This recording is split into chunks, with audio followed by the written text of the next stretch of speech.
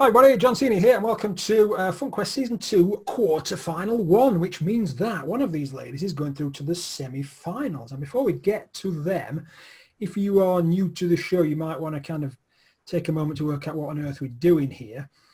Looking at my screen now, if you're listening to this on Spreaker or iHeartRadio, any of those million things, there are 5 rows and 4 columns, and they've got colourful icons. And each one of these ladies is going to have to pick an icon, and they will get a question which they have not seen before.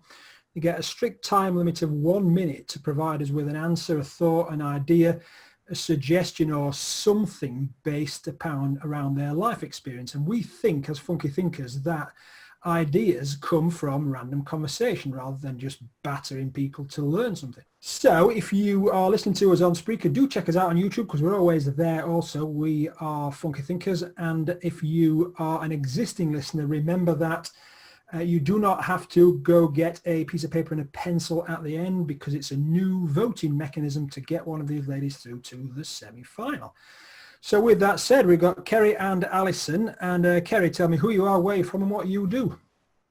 My name is Kerry Wekelo. I'm the Chief Operating Officer of Actualized Consulting, and I live in Reston, Virginia. Excellent. And Alyson, tell us who you are, where you're from, and what you do. I am Alyson Lex. I'm a direct response sales copywriter from Baltimore, Maryland. So Kerry and I are neighbors. How far apart are you then? Hour and a half drive. Yeah. Well, you could pop round.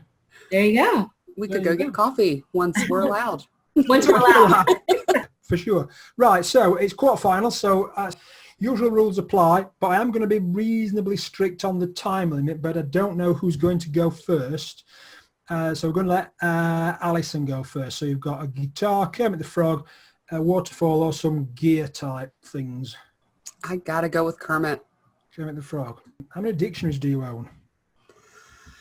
I used to own quite a few between dictionaries and thesauri and encyclopedias because I'm a research nerd. Yeah. Now I only hold on to the sentimental ones. I think I have 2 or 3. Yeah.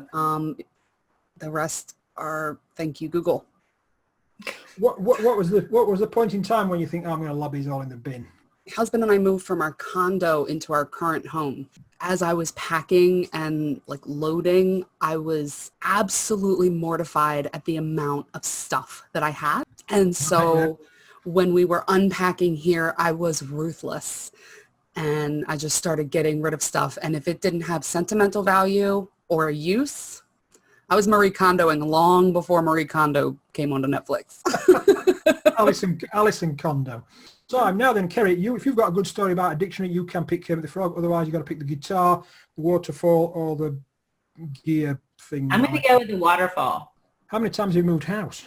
I have owned 3 houses. 3? And then I have my childhood house that I grew up in, which burned down, unfortunately. So we have a new home on the same property because I grew up on a farm and by a river. So, yeah. Yeah. What was the fire like? You don't have to tell us, but I've not heard anybody. So somebody called it in as a brush fire, and then they just didn't get there in time. So You built a new house on the same footprint? Up on the hill. It's a much better view. So my mom was smart. I was like, why didn't you build there before? So now it's glorious, even better. Yeah, excellent. And your current house, how far is that from your childhood house? 2 hours. A couple of hours. Yeah. No, I like to be able to go home to the country. Absolutely. Yeah. Which is good because you're first up on question 2. You've got a helmet, some snow people, some beach huts, and a pile of burgers. Healthy burgers. I mean, the burgers, I don't even eat red meat, but I'm going to have to go with the burgers because it's a great picture. Which is better, big parties or small gatherings? Small gatherings. I do much better with one-on-one conversation. In a big group, I tend to just listen and I don't really talk. Have you got this kind of introvert, extrovert type of thing? Well, it's funny because I'm our chief operating officer, so many people think I'm an extrovert, and I can be an extrovert, but in my core, I'm an introvert, and I'd rather have that, Even when we have events at work, I tend to try to just go around and talk to each person. So and you're not the kind of person what struck me as you're going to go to the pig front and go shout and rope, and that don't strike me as Kerry. Yeah, not me. Is that not Kerry? No. What's the ideal small gathering then? Yeah, wine, bit of Having wine, a couple cheese. people over for dinner, play some games. Good, excellent. Yeah, we like games. Good. Out of time. Alyson, question 2 for you. Those beach houses look super fun. They do look good, don't they? Yeah, orange and pink. Yeah, we like that. Yeah, I'm going to go the beach houses. Which artist would you ask to do your portrait? Now, that assumes that you know an artist or two. So it's funny. My husband and I talk about this a lot. We love Antiques Roadshow, and there's always like fine art on there. I am not big into like the traditional popular artists. I love finding local artists and supporting them because I find that you get a bigger variety of stuff because they're not like in a period. And one of the things that we actually do when we travel is we buy artwork, either a photograph or mixed media or painted or whatever from a local artist in that town, of that town. So we get to see that area through their eyes. So I would probably find a local artist here in Baltimore to do it. Local artists of Baltimore, contact us and we will put you in touch with Alyson. She will commission a portrait of herself. Right? That's and we'll right. also get you on the show to find out how it went. There you go. It's interesting that we've got to almost like, so it's okay looking at artists from way back when, but they're all dead. So we've got to kind of support local businesses and local artisans and local tradespeople, right? Because they've got bills to pay. People that are dead don't. Alyson, question 3. A squirrel, a Ferrari, a little man thing, and it's like a girl dancing. I'm going to go with the squirrel. I've got them all over in my yard. Squirrel. Which magician impressed you the most? Which magician? So I went to Vegas with my husband and I was on Groupon looking for just some budget-friendly activities. And I found this magic show in this little hole-in-the-wall casino and all of that. And it was really, really good. I totally forget his name. I could probably look it up, but it would take me a while. I think it was like my first magic show that I'd ever been to that was real, you know, not just the kiddie birthday parties. And it had the benefit of getting my husband on board with the cheaper activities because he used to think if it didn't cost hundreds of dollars to go, it wasn't worth it. Yeah. And we really enjoyed it. So did they make like a boss disappear or something like that? No, he did. He did a lot with like, you know, swords and audience participation. He was really good with audience work, and I think that's what impressed me the most.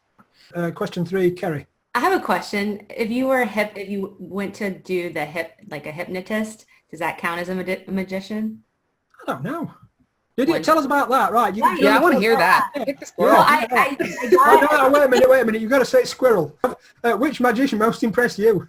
I don't know his name either. Well, because it seems like magic because I got hypnotized. I went to the DC Improv with a friend who is into improv, and it was her friend, and he did this hypnotism, and I didn't volunteer, but then I went to see another one, and I actually volunteered. I was like, talk about Miss Introvert. I was the extrovert of the whole thing. I was like my friends were like, you were like pushing people out of the way to get the attention of the audience. Like I went crazy. So did it work? I mean, what did you think at that time? Does he have some magic powers or something over you? I don't know. That's why I feel like he was a magician because, well, I'm into yoga and you started breathing and my friends were like, basically as soon as they were like, oh, all you have to do is breathe. They're like, okay, Kerry's definitely going to be hypnotized because she'll just breathe into it. Yeah. And I like went out and then I had so much fun. I did it again. So did you kind of in your head thinking, what I'm doing is wrong, what he's telling me to do is wrong? Did you think that or would your mind completely don't remember much of what you did. That's the crazy part. But you feel really relaxed afterwards. They say it's a good way to sleep. Like I slept like good for a month after each time. So excellent. I need to go get hypnotized. Yeah. Question 4. After that little side routine. Question 4, you got the City of London, some Lego bricks, Sydney Opera House, or a kids' park? I'm going to go with the Legos. Lego. Where did you have to complain about the service? And you don't have to say where it was because they might be listening. But I'm a really clean freak, and I clean, but then I have a cleaning lady because I'm such a clean freak, and I seem to always be complaining because I'm so OCD. So. What when you go anywhere, like a hotel or anywhere like that? Yeah. I don't. Yeah, I mean, I don't usually I try not to complain. I just try to fix it myself. But so, I mean, my own personal service in my house, I'm kind of tend to be like, oh, can you do the baseboards, or can you do this, like more deep cleaning? Can you move things around? So I have a little clean problem. Question 4, Alyson. You've got the City of London skyline, Sydney Opera House, or a kids' playground? Let's go with the kids. When was the last time you made a snowman? So probably about 2 years ago, I tried. This past winter was really warm. We didn't get, I think we got maybe a ½ inch of snow total over the whole winter, to the point where a lot of my annual plants in my garden came back. It was warm enough that they didn't fully die out. But about 2 years ago, we tried. I was with, my son was 2 at the time. And if you've ever tried to build a snowman with a 2-year-old, it's really just not easy. Yeah. Added to the fact that I am not snowman inclined anyway. I don't think I've really ever successfully built one that looked the way you think a snowman looks. It's just been kind of a blob. It's stuff off TV though, isn't it? Yeah, honestly, I prefer snowball fights. Just let me throw snow at you and run around and goof off. Yeah. And then go when inside. Was that snowball fight you had then? The last 2 years ago with my husband. Yeah, right. Absolutely. Right, yeah. Every time we get enough snow, even if it's just for a second as we're outside coming home from the store. Because it's a chest of treasures, some kind of astronaut thing, some battleships, and a water pistol. And it's you, Alyson. It is me. I'm going to go with the space. Looks almost like a supernova or a galaxy. Nebula. There it is. Nebula. There you go. See, the internet slaves have prepped it all up for us. Who is always late? Me. You. You were early for this. You were on yes. time. So I do tend to be early because I really have trouble being exactly on time. Yeah. I have to either be early or late. And so I used to run late all the time. My husband is one of those, he would rather be 45 minutes early than be 1 second late. And so over the last 10 years that we've been together, he's been kind of getting me earlier and earlier. And now, of course, with my 4-year-old, it's a struggle because I have never seen anybody dawdle as well as a 4-year-old does. I mean, just get in the car. So now I do try to run at least a few minutes early. Otherwise, I will always be late. There's a phrase what I've kind of seen cropping up. This train is reasonably on time.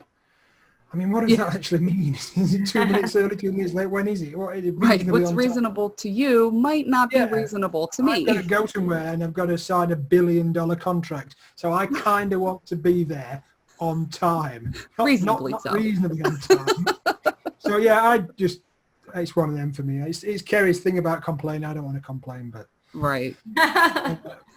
Kerry, question 5. You have a choice of this treasure thing, a submarine or a water pistol. I want to go with the water pistol.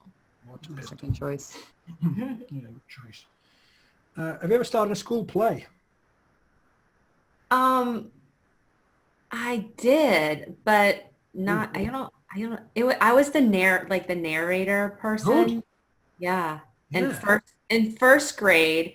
Yeah. And I still remember the songs. And one of the songs was Herb the Verb. He's a man of action. He's busy all the day long. So I've never forgotten what a verb is because of this song. And I've even sang it to my kids. It's like, Herb the Verb is a man of action. He's busy all the day through.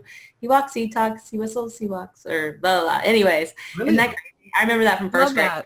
Yeah. Brilliant. Herb the Verb. Herb the Verb. Yeah, brilliant. So you were kind of stood at the side, you're in it all the time, you can't go wipe your nose or do anything like that, you got your front dead centre all the time. That's pretty impressive for what's first grade, 5, 6, 7-year-old? Yeah, no, I was like, kind of made sure the play stayed on with narrating who was coming in and out. Yeah, I don't know. That's anyway. Pretty cool. Yeah, I think you're the first Herb the Verb evangelist that we've ever had on. Right. Which brings us, funny enough, to the end of the show, and we've got to decide for one of these ladies to go through to the semi-final. Now, I can't decide that, and you can't decide that, but you've got to decide who has won and who give you the biggest thought, idea, suggestion, or insight, and it could be a book you're going to need to read, or some website or some school play or a dictionary or anything that we talked about, because that's what we think. We think that ideas come from random discussions, and hopefully in the last 20 minutes or so you've got one. So to vote, it's very easy. Go find the webpage where this episode sits and go leave a comment underneath, and the person that gets the most comments goes through to the semi-final. Simple as that. Ladies, thank you so much for being on. Alyson, how can we find out more about you and contact you? You can visit me on my website, which is my home online. It's alysonlex.com. That's ALYSONLEX. Thank my mom for that spelling. And from there, you can email, Facebook, all that good stuff. Fantastic. And Kerry, how can we find out more about you and contact you? On LinkedIn, and I'm Kerry Wekelo on LinkedIn and Twitter as well.